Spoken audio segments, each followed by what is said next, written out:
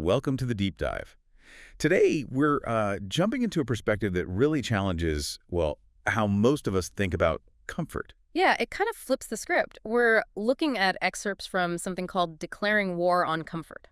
Right. And what's interesting here, based on what you shared, is it doesn't just say comfort is nice or neutral even. No, it positions comfort as actively, bad for you, at least if you're aiming for significant achievement or what the source calls greatness. Okay, so our mission for this deep dive is to really unpack that central idea. And it's a pretty uncomfortable one, let's be honest. Definitely. That comfort is a killer of your potential. We want to pull out the most potent insights for you, the listener. And this material, it doesn't really pull any punches. It gets straight to it. It really does. It claims you're not held back by, say, external unfairness, primarily, but by your own state of being. Yeah. Too comfortable. Exactly. It frames comfort not as like a reward or something to aim for, but as an actual enemy. An enemy. That's strong framing. Yeah, it calls it the true killer, not through some obvious danger, but through that sneaky everyday ease. You mean like hitting snooze, grabbing fast food? Precisely. Or just zoning out on Netflix. Those mundane, easy choices are presented as the real barrier, the real threat to getting things done. And it argues you need more than just vague motivation, right? Right. You need a compelling reason to willingly choose discomfort. Because, according to this view, the places where real growth happens, they're just not comfortable places. Okay, so connecting that to the bigger picture. Success is forged in the tough stuff. That's the idea. Cold mornings, grueling workouts, the lonely grind of working late, that sheer willpower just to keep going when you want to stop. It sets up this direct conflict then. Comfort says, take it easy. While discipline insists you earn it, and the source is very clear which path leads to results in the long run. So how does it say you actually win this war on comfort? By pushing through consistently. It gives examples like doing that one extra rep at the gym. Which builds mental toughness, not just muscle.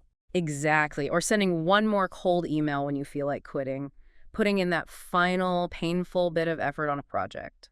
And that's where the tangible results come from, like achieving a goal or making progress. That's what it argues. It draws this really sharp contrast, between the lazy man who has 1,000 dreams but never acts. And the disciplined man who's supposedly already 10 steps ahead before the day even properly starts. Yeah, and the key difference isn't presented as talent or luck. It's that the disciplined person has just decided they're done being soft. Which leads into what the source calls a secret to achievement.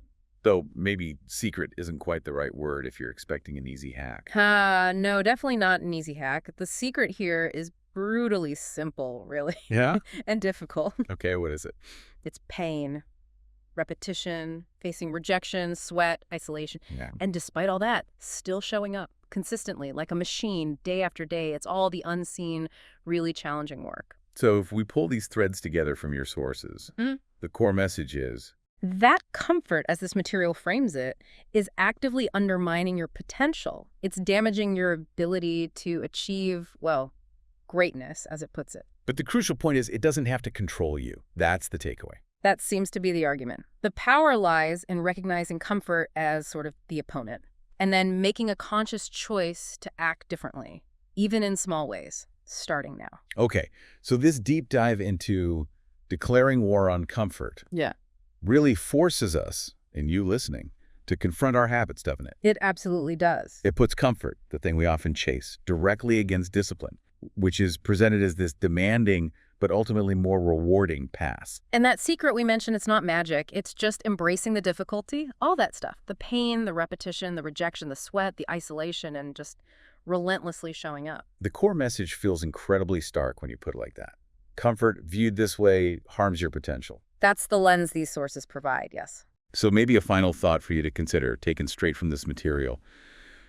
What would your life genuinely look like if you actually decided to, declare war on comfort? Yeah, think about it. If every time you felt that pull towards the easy, the comfortable choice, you deliberately chose to do just one more difficult thing instead. Yeah. How could winning that internal war, one decision at a time, how could that fundamentally change things for you? Something to think about.